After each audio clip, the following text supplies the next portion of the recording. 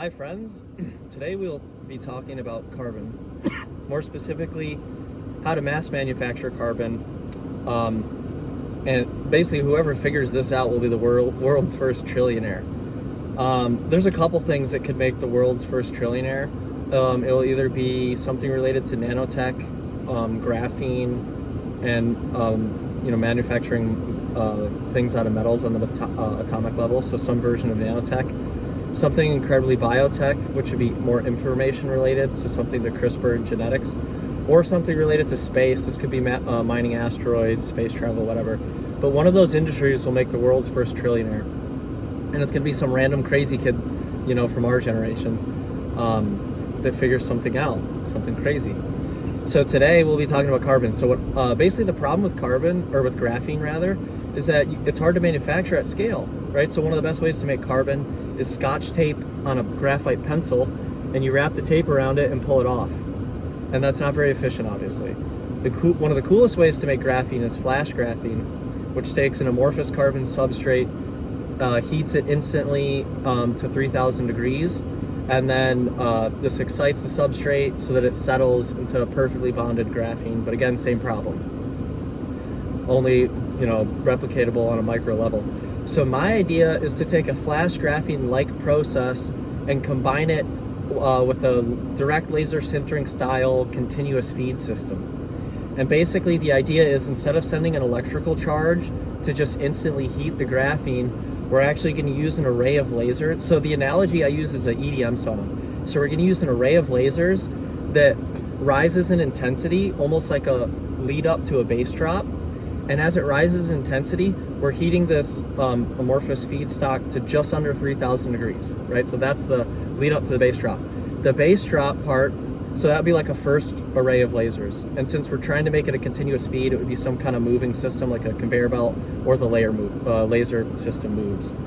But either way, one of the parts has to be moving. So the first row of lasers excites the intensity up and holds us just under that 3,000 degree mark. The second layer is the beat drop, which is going to push us over just over that 3,000 mark and hold us in that excited state. And then the reason I'm calling it like a beat and referring to it like a song is because if you could find the exact ratio of frequencies needed, it would be like a symphony or a harmony, and it would actually program the material as it pushes it over the 3,000 degree mark and cools.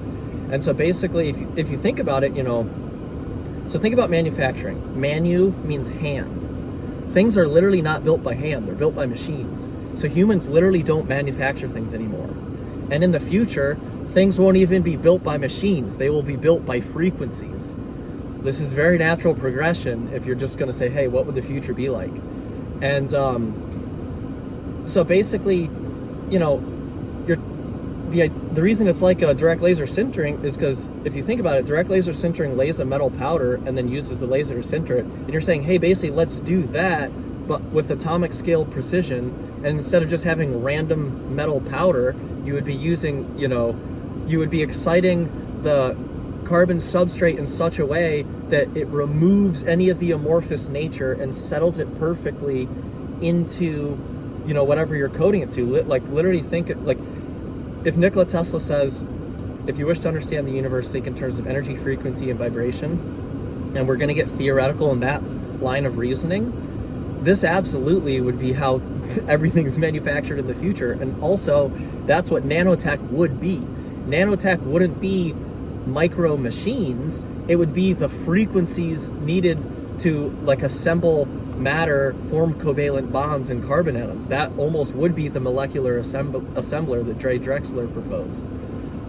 So it's not a machine, it's actually just a frequency. Nanotech's a frequency.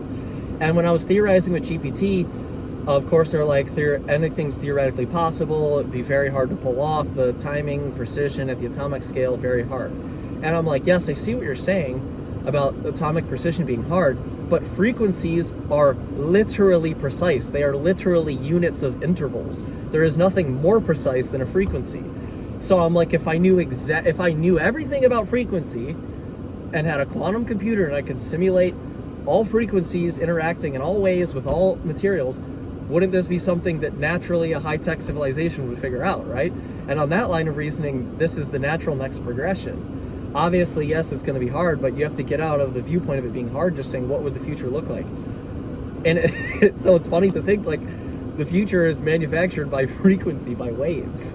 And that is what would happen to, you know, that is how you would do things on the molecular scale. So think of it in terms of, you know, exciting the substrate and then controlling the way the substrate settles and almost programming it as it settles. To me, it makes perfect sense. I don't see why it wouldn't work. Yes, it'd have to be precise, of course. Duh. But if anyone has an argon gas chamber and a high-powered laser array, please let me know.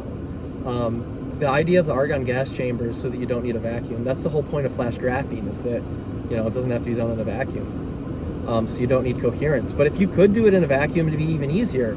And be like, hey, why don't we just say, hey, what is this material made out of, right? What atoms is this material made out of? Is it metal, is it carbon, whatever? And then knowing what frequencies could excite the substrate up to a certain level such that you can cool it, control its cooling into the perfect state of matter. Like it seems totally perfect. I don't see what wouldn't work about it. Yes, you have to be very accurate, but with simulations and, you know, AI and a little bit of quantum computing, you could totally simulate something like this. It's just frequency, and it would probably be mostly UV and infrared anyways, because like it's carbon. So who knows? We'll see. Amorphous carbon continuous feedstock system. What would you even call it? Anyways, who else wants to mass produce graphene with me? Bye, guys.